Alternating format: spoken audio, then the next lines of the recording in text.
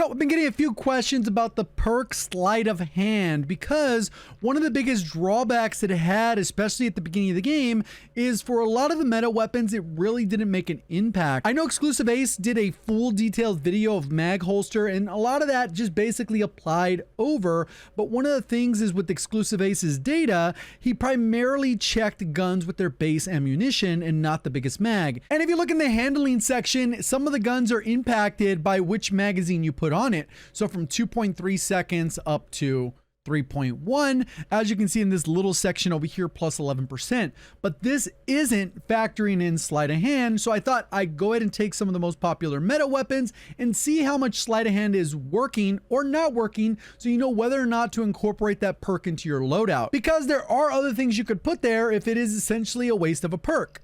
Now you could put double time, EOD, maybe irradiated if you understand how to utilize that. For the most part, those are kind of the options in addition to Mountaineer. This is kind of the main 4-perk loadout that I normally go with. And to be clear on how this is tested, there's a few different things that we'll go ahead and look at. You can see I tested the various different weapons here. And what you do is you go ahead and fire the weapon. And then what you can do is you have 99 bullets in here, and there's 2 different reloads.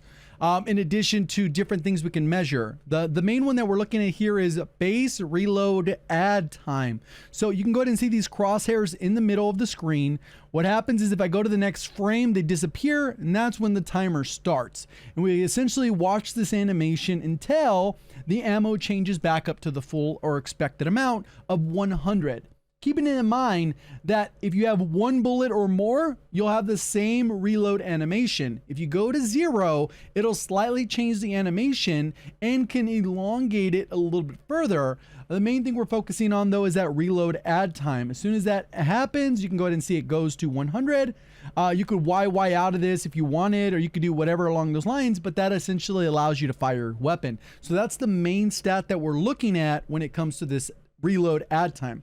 If you wanted to go ahead and look at the full animation, you can go ahead and go until the hip fire comes up, which is a little bit longer. So you can kind of see it. Wait, and where's it at? There it is. We finally get the crosshairs somewhere around 4.8 seconds. So that's kind of what we're focusing on. So if you're kind of wondering what the heck's with the numbers, this is essentially how that works. So we can go ahead and kind of take a look at some of the quote unquote meta or most popular weapons. There's probably a handful of weapons that aren't included here, but I got the vast majority of them, and I try to keep this up probably once a season if the meta does shift to see if these are actually worth using. We can see with the HRM, we're getting a significant drop down of almost 40%.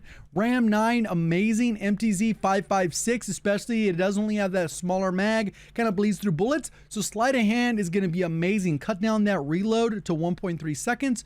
The LMG version for the Holger kind of helps it out quite a bit. 762 is very fast. Even with the 30 round mag, you can go ahead and get a quick reload in. And that was very similar to the AMAX, even though it did have a small mag, or the AK-47, it could reload super fast with that 45 round mag. Obviously this one only has the 30. Holger 556 definitely does benefit around 30%. The AMR, pretty decent benefit for the regular 50 round mag. What we'll see here at the bottom though, the AMR 9 with the 100 round mag doesn't really see that same benefit. Negligible. You're almost wasting it if you are a 100 mag user on the AMR. WSP 9, very much like the Swarm in the beginning, almost useless with the bigger mag. BP, it definitely needs it, but it's not really getting much out of it. The new battle rifle is helping, but not quite a bunch.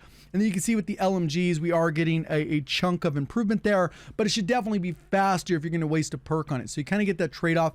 Takes off an entire second at that point. So I thought I'd go ahead and cover that. I think that for the vast majority of these scenarios and the meta weapons, if you run it, you're going to get a ton of benefit out of it. If you don't, you got to kind of look at which weapons that you're going to be running.